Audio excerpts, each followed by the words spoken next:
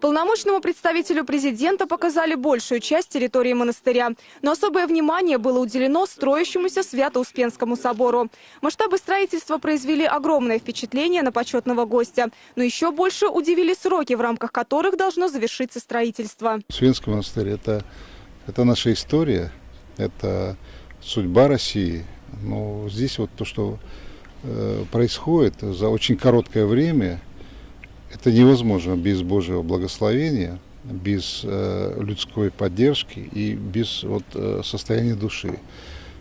Здесь огромная работа проведена. Мне хочется сказать слова искренней благодарности Николаю Васильевичу Денину, губернатору, но и оно, конечно, с Божьего благословения. Планируется, что уже 28 июня этого года грандиозное возведение собора будет полностью завершено. Обряд освящения проведет патриарх Московский и всея Руси Кирилл. Это величественный памятник архитектуры.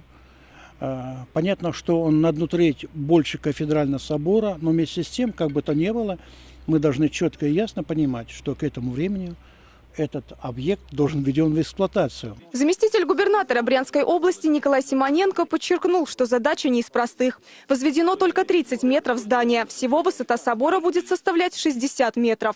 18 миллионов будет затрачено на изготовление огромного высотой 7-этажное здания иконостаса.